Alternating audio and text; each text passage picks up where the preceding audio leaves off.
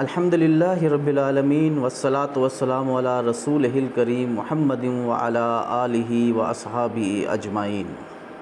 معزز سامعین، اللہ کے فضل و کرم سے آج ہم سورۃ بقرہ کی آیات 75 سے 89 تک کا مطالعہ کرنے جا رہے ہیں۔ اس لیے پچھلی جو آیت ہم نے اسٹڈی کی تھی کہ جس میں دلوں کے سخت ہونے کا بیان تھا اور بنی اسرائیل نے بہت سارے معجزات دیکھنے کے بعد بھی ان کے دل جو ہیں وہ نرم نہیں ہوئے اور حق کو جھٹلانے کا سلسلہ ان کا جاری رہا۔ معزز سامعین، بنی اسرائیل کی یہ جو حامیہ ہم پڑھ رہے ہیں یہ وہ امت تھی جو چنی ہوئی امت تھی، اور ان کے اندر تمام قسم کی جو نفسیاتی بیماریاں پائی جاتی تھیں ان کا ذکر کیا گیا ہے،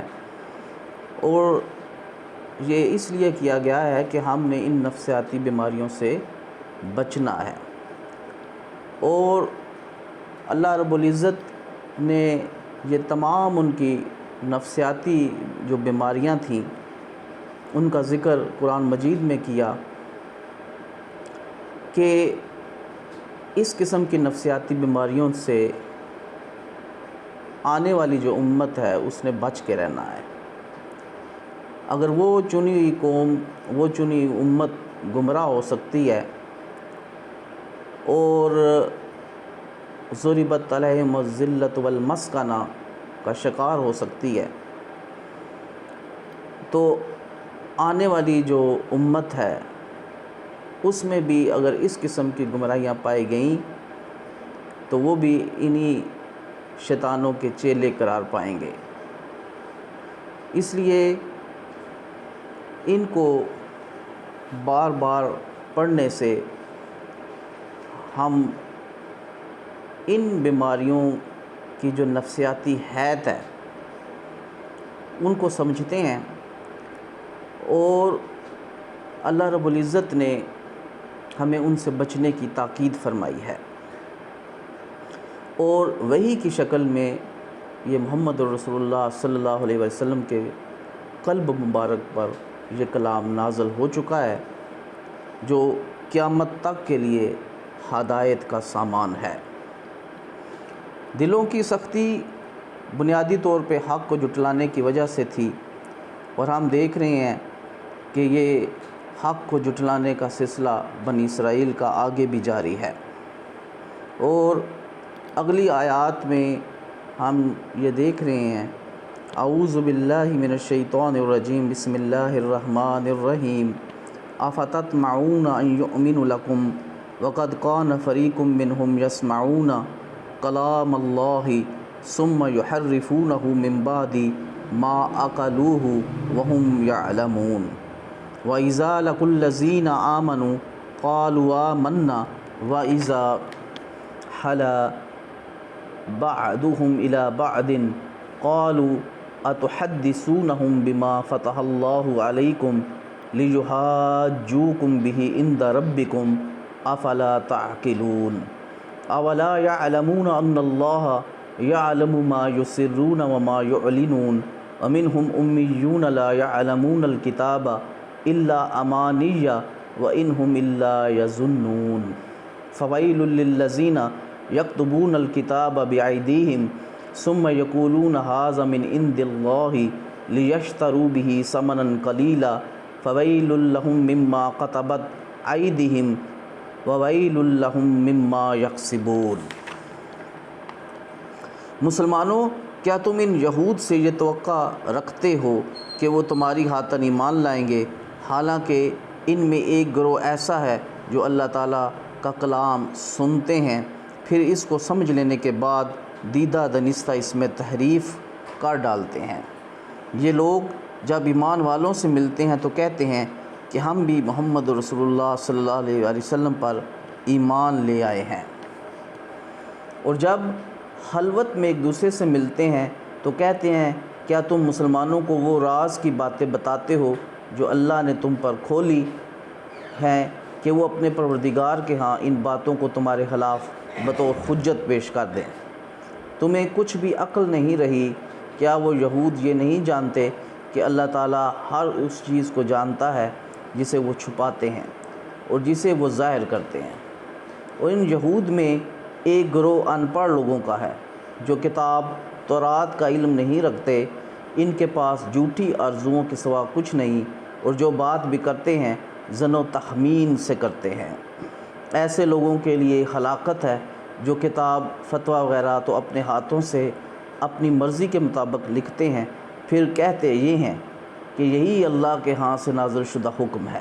تاکہ اس سے تھوڑے سے دام لے سکیں۔ ان کے ہاتھ کی تحریر بھی ان کے لیے بربادی کا سامان ہے، اور ان کی یہ کمائی بھی ان کے لیے ہلاکت کا سبب ہے۔